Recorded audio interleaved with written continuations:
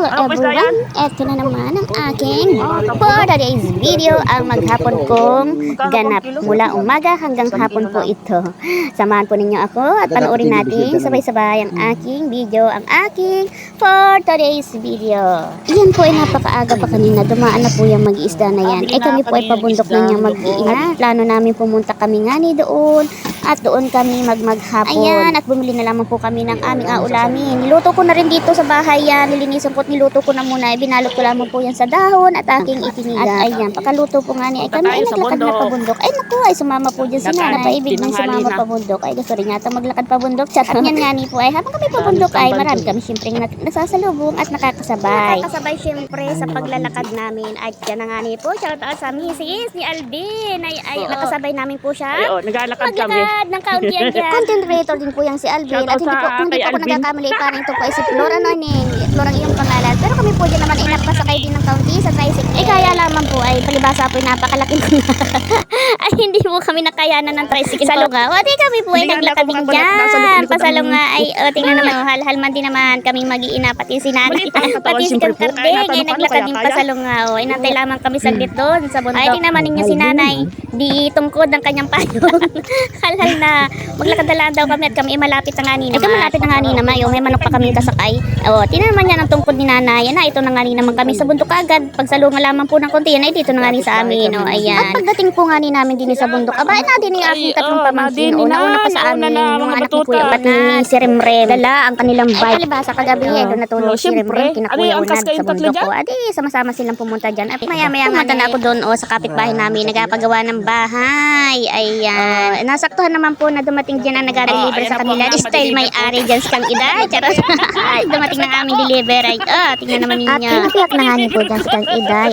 Tingnan naman ninyo. Matatapos ng aking mansyon. Maigi lamang po talaga pagka may pera ay pag may magandang trabaho ang mga anak at nakakapagpagawa ng magandang bahay. Dini sa kabundukan ay di nga naman ninyo maganda po ang tanawin dini. Huwag lang yung masyadong makamalakas ang hangin at talagang nawag-iswis din. Dito po mundi sa bundok ay malakas din ang dito nagpasignal pagka walang power ang kuryente dito sa baba. Ay nandun lahat man din naman ang mga gustong magpasignal. Sa ibabaw lamang marami ang malakas ang signal. Charot yung bahay namin dyan. Tapos ito. Malapit lamang po bayan naman. At nandito po sa may lilom ang mga marites.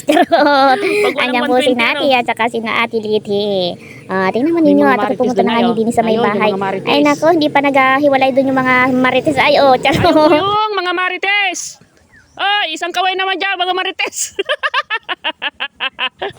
Siya, tama na yung pakipagmarites Kang Iday dyan. Pakainin mo na yung mga alaga mong manok na natitira dyan sa kabundukan. Ayan. Aba, ay may isang manok na puti. Hindi po yan yung aking puting manok na nawawala. Iba po yung inahinayan. Hindi ko alam kung kanino po yan. Baga maya-maya po yung nagsaing na rin. Si Cyrene dyan. May yellow din nala si Zyros. Kami may malamig na inumin. At kami nga ni po maya-maya ay pakapagluto ng bulang lang na gulay. Ay kami ay nagkain na na lang ako dyan ng dahon ng saging. At doon na lamang kami kumain. Sa labala po kami tubig na panghugas ang pinggan. Ayan masaya naman. At meron pa po kaming pakwan dyan. Ang Anli Pakwan. Ni Boss Tyron. Shoutout dyan Boss Tyron. Salamat sa pakwan palagi. Anli Pakwan po ngayon kami. Charot. Thank you naman. Ay napakatamis po ba yan naman. At ayan na nga si nanay po ang natira dyan. Ay napakabagal po ba yan naman kumain yan. Inabutan tuloy ng malalaking patak ng umbon.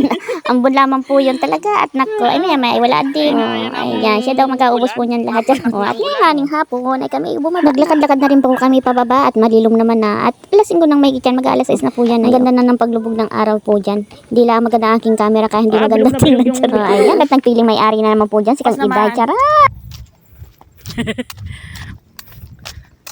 Aking napagawang bahay.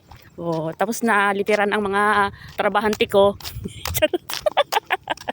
Ay mauwi na rin ako. At kami habang naglalakad gani po dyan ay hinaghagkapi ng mga dogi at yung lalaki kong kasama. Tanggalan chinila. Sige po mga kaiday, ganito lamang ang aking video. Pwede po magpa-like, share naman dyan. Papalo na din po kung nagustuhan nyo aking video. Thank you for watching.